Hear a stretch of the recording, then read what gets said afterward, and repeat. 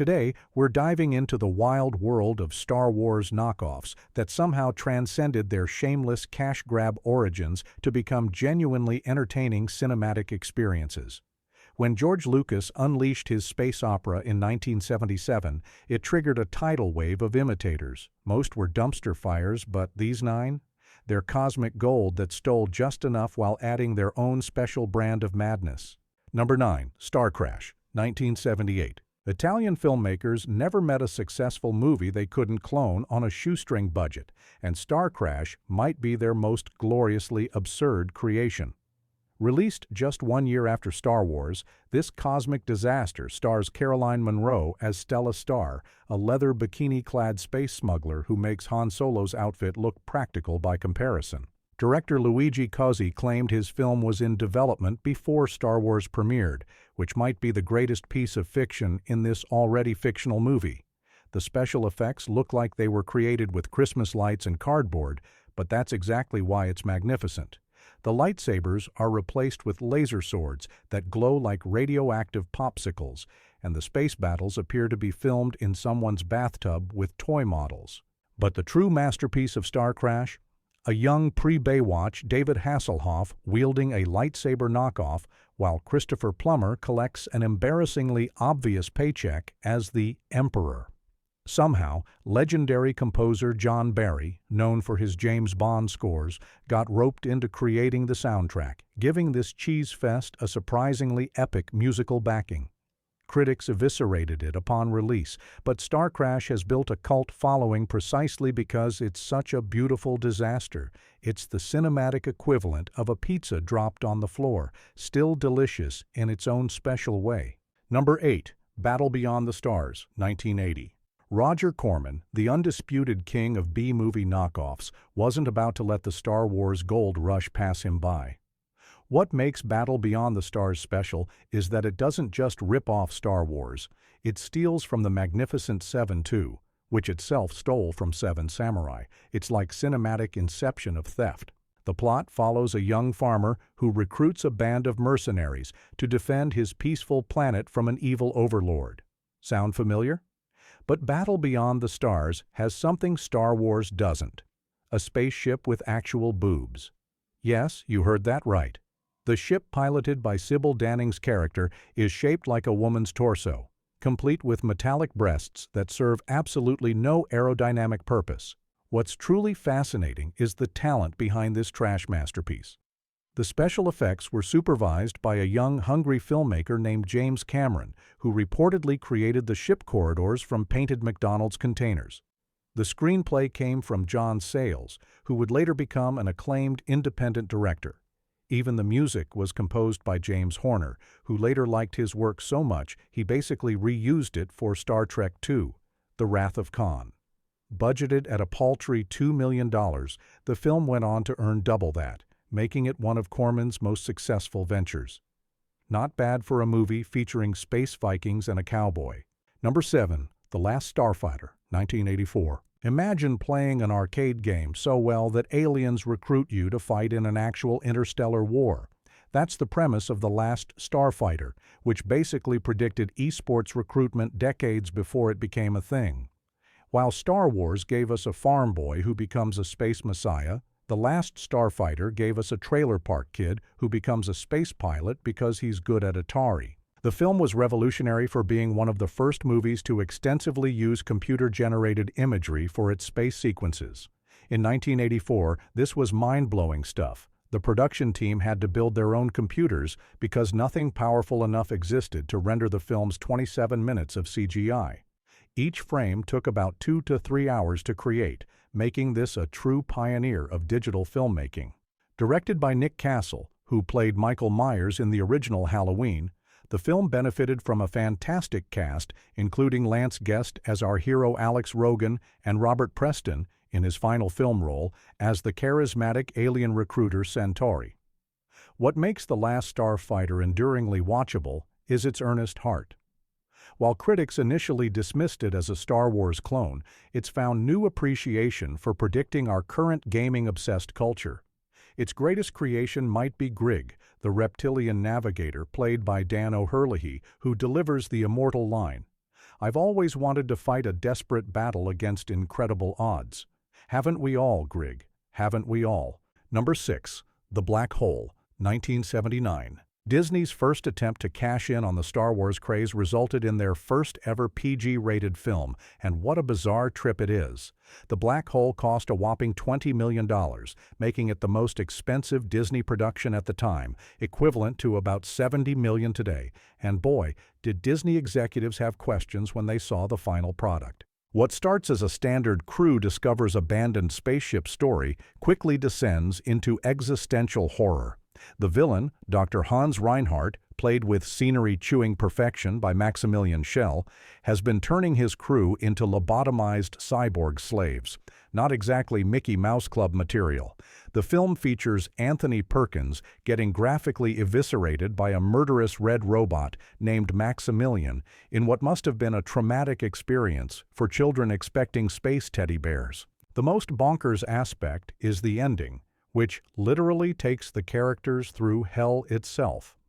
The final sequence shows the villains in what appears to be actual biblical hell, complete with fire and brimstone. Then the good guys float through heaven in a sequence that would make Stanley Kubrick raise an eyebrow. Critics were baffled, audiences were confused, but decades later, The Black Hole stands as a fascinating artifact of Disney trying to go dark and weird. It failed at the box office, earning only $35 million against its massive budget, but succeeded in giving an entire generation of kids nightmares about robots with spinning blades. Number 5. Krull, 1983. Krull is what happens when you have a $30 million budget, a British film crew, and instructions to make Star Wars but with swords. The result is a fantasy epic that thought, what if we combine lightsabers and throwing stars, and created the glaive, a 5-pointed throwing weapon that became more famous than the movie itself. This bizarre mashup features a prince named Colwyn battling the beast who kidnapped his bride on their wedding day. His weapon of choice? The aforementioned glaive, which looks like what would happen if a ninja star mated with a Swiss Army knife. The film also gives us cyclopean seers, shape-shifting assassins, and fire mares that gallop through the sky leaving trails of flame behind them. It's like someone threw Star Wars, Lord of the Rings, and a Renaissance fair into a blender. Despite its ambitions, Krull bombed catastrophically at the box office, earning just $16.5 million against its massive budget. Critics lambasted its derivative nature, but the film has developed a devoted cult following. Liam Neeson and Robbie Coltrane both appear in early roles, probably hoping nobody would remember. Sorry, guys. The real star, however, is James Horner's magnificent score, which somehow elevates this mess into something that occasionally feels epic. It's like watching someone try to build the Millennium Falcon out of medieval parts. A glorious failure. Number 4. Flash Gordon, 1980. When Star Wars exploded, few people remembered that George Lucas originally wanted to remake the Flash Gordon serials, but couldn't get the rights. So producer Dino De Laurentiis decided to show Lucas how it's done by making an actual Flash Gordon movie that ended up being the campiest space adventure ever committed to film. Everything about this movie screams excess. The costumes look like what would happen if a glam rock band designed royal wardrobes. The sets are painted in colors so bright they might cause retinal damage. And then there's the Queen soundtrack, with Freddie Mercury belting Flash, ah, with such enthusiasm, you'd think he was being electrocuted in the recording booth. Max von Sydow, one of cinema's most respected dramatic actors, plays Ming the Merciless like he's in a completely different movie, one where acting is measured by how dramatically you can arch your eyebrows. The film cost $20 million to make, but earned only $27.1 million in North America, making it a commercial disappointment. Critics dismissed it as gaudy nonsense, but its intentional camp has made it a beloved cult classic. Director Mike Hodges later admitted, "I can't take credit for the camp elements. They were in the script." As Roger Ebert noted in his review, the film is played for laughs, and wisely so, embracing the inherent silliness of space opera without the pretension of the Force. Number 3. The Man Who Saved the World, 1982. Known colloquially as Turkish Star Wars, this might be the most brazen ripoff in cinema history. Director Seton Inanç didn't just borrow ideas from Star Wars, he literally stole footage from it.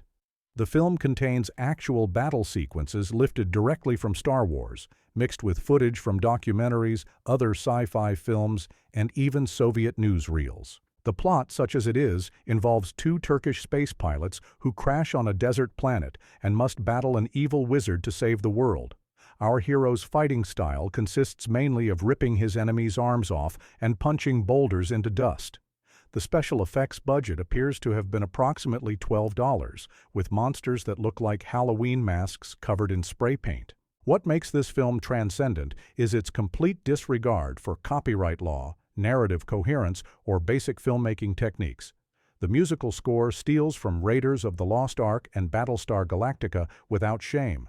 Despite being a blatant case of cinematic theft, the film has become a global cult phenomenon, celebrated for its audacity and unintentional hilarity. It's impossible to watch without wondering how they got away with it. The answer? Turkey in the 1980s had, shall we say, relaxed views on international copyright enforcement.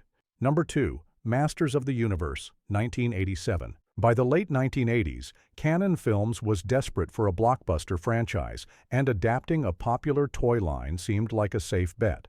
What resulted was a bizarre hybrid where He-Man, a character who rides a giant green tiger on his home planet of Eternia, somehow spends most of the movie in suburban California, presumably because filming in New Jersey was cheaper than building alien worlds. Dolph Lundgren, fresh off Rocky IV, plays He-Man with all the emotional range of a particularly stoic plank of wood. His primary acting technique involves flexing various muscle groups while delivering lines with the enthusiasm of someone reading a grocery list. The true star is Frank Langella as Skeletor, who somehow gives a legitimately good performance as a skull-faced space dictator. Langella later revealed he took the role because his son loved the character, making this possibly the most expensive cool dad move in history.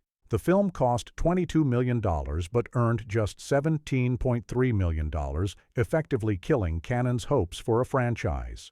Critics savaged it, with Roger Ebert writing it had the texture, intelligence, and depth of a prehistoric cartoon.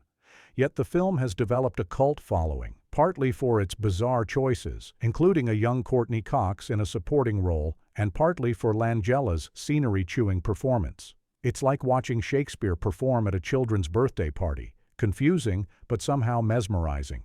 Number 1. Ice Pirates, 1984. In a future where water is the most valuable resource in the universe, pirates roam space stealing ice.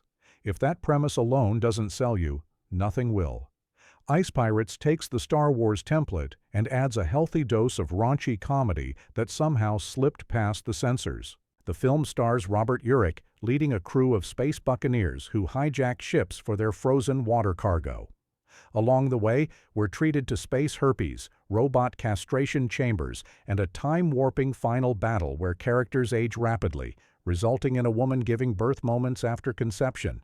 It's exactly as bizarre as it sounds. What makes Ice Pirates special is its total commitment to its ridiculous premise. It knows exactly what kind of movie it is and leans all the way in. Made for just $9 million, it actually turned a modest profit, despite mixed reviews.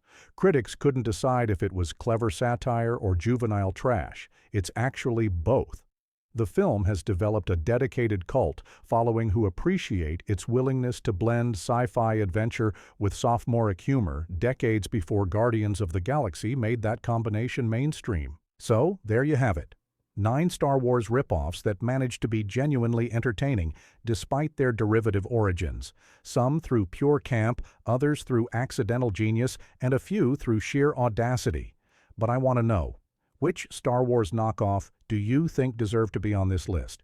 Was it Star Odyssey, maybe Space Raiders, or do you have a soft spot for Message from Space? Drop your picks in the comments below and let me know if you've actually seen any of these cosmic catastrophes. And here's a controversial question to chew on. Could any of these ripoffs actually be more rewatchable than the Star Wars prequels?